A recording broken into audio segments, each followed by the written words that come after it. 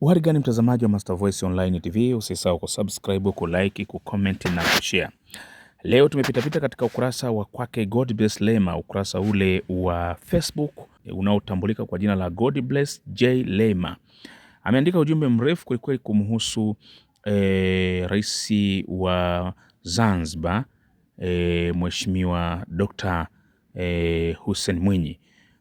Ujumbe wake unasomeka kama ifuatavyo, anasema: ninakuandikia kwa masikitiko makubwa kufuatia kauli zinazoendelea kutolewa na baadhi ya viongozi kutoka Zanzibar ambazo kwa mtazamo wangu zinaonyesha ubaguzi wa wazi dhidi ya Watanganyika.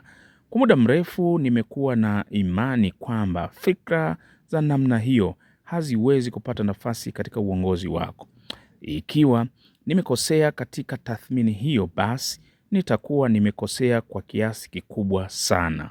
Kauli hizi si hatari kwa mshikamano wa muungano pekee, bali pia ni mbegu ya mgawanyiko wa kijamii na kisiasa ambayo inaweza kuzaa matokeo mabaya kwa taifa letu.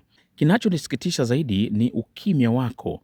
Katika mazingira ya sasa, ukimya huo unaweza ukatafsiriwa kama ridhaa au baraka kutoka mamlaka za juu, jambo ambalo linaweza kueleza kwa nini kauli hizi zinaendelea kutolewa kwa mfululizo zikiwa na simulizi moja na bila hofu yoyote.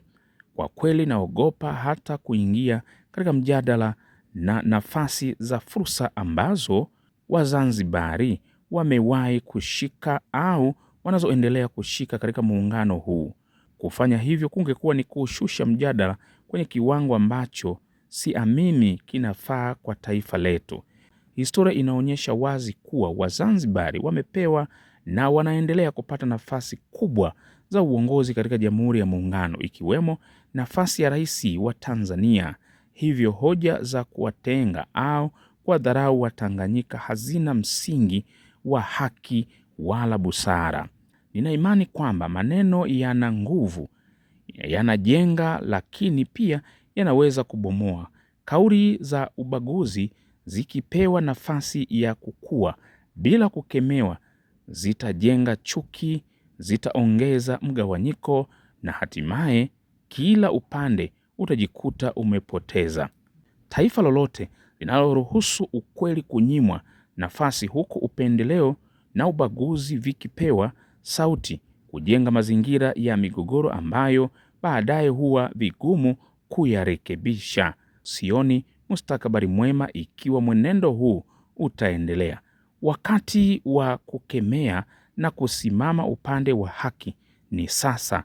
Kesho inaweza kuwa imechelewa.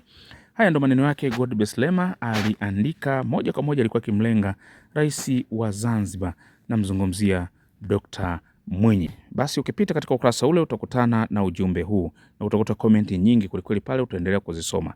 Mimi naitwa Michael Ngali, asante kwa kufuatilia Master Voice Online TV. Usisahau kusubscribe, kulike, kucomment na kushare. Asante.